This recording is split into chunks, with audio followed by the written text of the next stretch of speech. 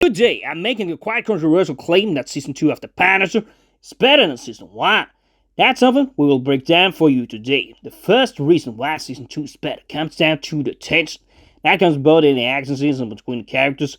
In Season 1, it is just not as tense when the action arrives, but here in the second round with Frank Castle, you see that tension music coming on during the shootouts and in the fights between the characters, and you just feel those moments a whole lot more. There's also a lot of tension between the characters when Agent Madani snoops around in the house of Krista and finds out that she indeed is dating Bill Russo, which she discovers in clear language. There's also a very tense scene when she throws her out of the window, or when the Punisher shows up and Bill Russo is completely paralyzed.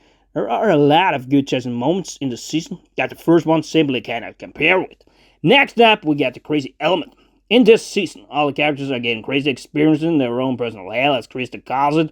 The Punisher thinks that he has killed these innocent women and turned into a monster, now no better than Bill Russo because he has broken his sacred code. Naturally, of course, Bill Russo is behind all this, and it is all a lie and deception, where it, of course, is him that killed him himself. Agent Madani is also even crazier in this season, where she puts Frank Castle back into the fold because she wants him to deal with the Bill Russo problem, where he manages to escape this facility is being held in. As much as she does not want him to kill him, she's not too sure anymore, but tries to talk Frank out of his way to deal with this problem. That thinks the only way to get Billy out of the way is to kill him.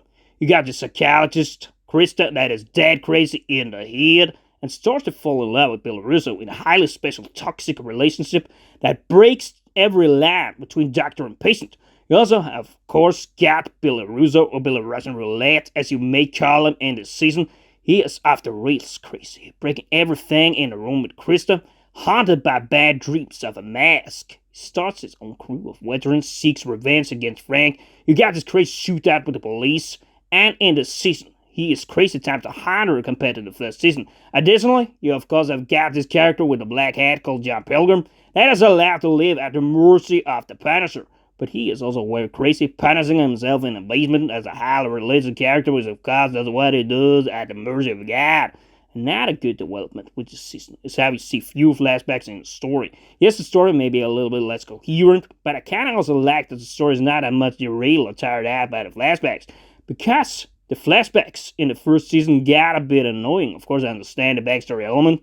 Nevertheless, going back to the same scenes all the time just makes it annoying. Although we of course see some flashbacks in the season as well, we see less of it in this season. Another thing is also that the story is a lot darker and has more violence.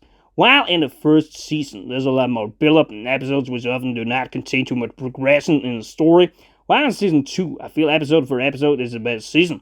But that may be down to more action scenes and less investigation. Anyways, for me, The Punisher is all about violence. After all, it punishes those that does it wrong, and we see a lot more of that during the second season. We've talked about the tension and the characters, but not the acting, which I feel is better in this season. Even the character shows himself a lot stronger, as well as the Amy character that towards the end forms a powerful relationship with the Punisher.